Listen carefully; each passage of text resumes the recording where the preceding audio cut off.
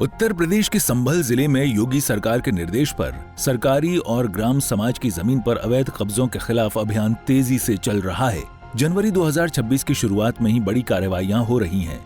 सरकारी जमीन पर बनी मदीना मस्जिद को मस्जिद कमेटी और स्थानीय लोगों ने खुद रात में हथौड़ों से तोड़ दिया ताकि प्रशासन का बुलडोजर न चले।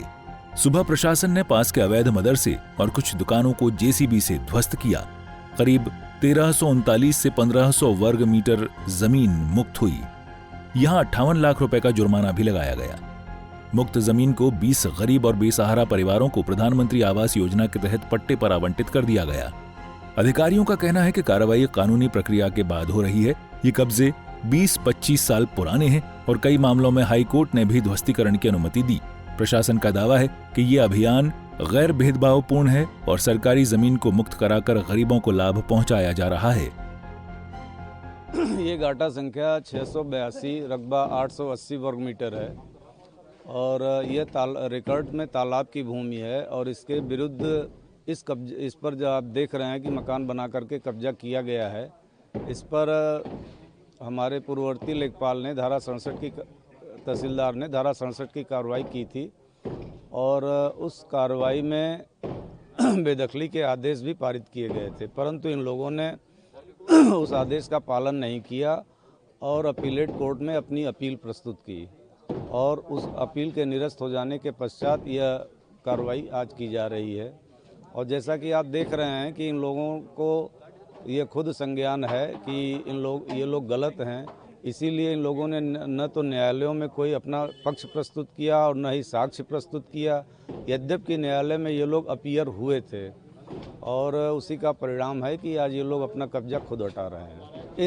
इस बात के लिए मैं जिलाधिकारी महोदय को इस पत्र को रिपोर्ट के माध्यम से संज्ञान में उनके लाना चाहूँगा कि वर्ष 2012, 13, 14 के आसपास जो है इसी परिवार के लोगों ने एक रिजर्व लैंड पर मस्जिद का निर्माण कराया और इसी परिवार के लोगों ने एक तालाब की भूमि पर एक बड़ा बैंकेट हॉल का निर्माण कराया जो अपना कॉमर्शियल पर्पस के लिए उपयोग किया जा रहा था।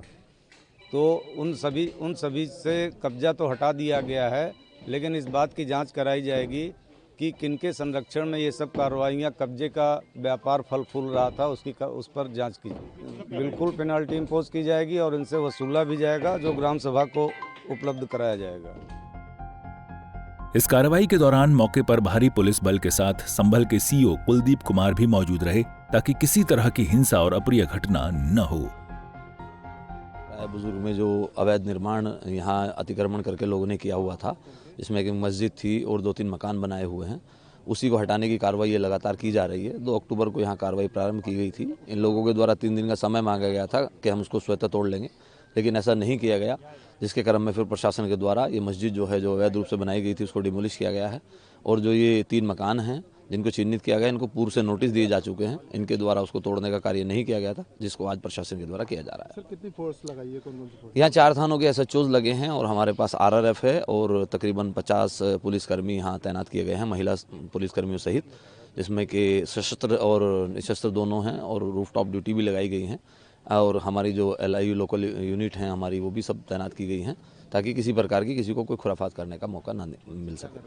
अगर कोई खुराफात करेगा तो कार्रवाई ऐसी होगी कि मैं समझता हूं कि वो एक नज़ीर बनेगी और कोई व्यक्ति फिर खुराफात करने की सोच नहीं पाएगा और उसके साथ पुष्ट इस बात को याद रखेंगे कि खुराफात करने का परिणाम क्या होता है। ये अभियान 2024 की संभल हिंसा के बाद और तेज हुआ। तब से अब तक जिले में सैकड़ों अवैध निर्माणों पर कार्रवाई हो चुकी है और 60 से ज्यादा हेक्टेयर जमीन मुक्त कराई गई। कुछ मामलों में लोग खुद निर्माण तोड़ रहे हैं ताकि जुर्माना कम हो। ब्यूरो रिपोर्ट, सूर्य समाचार।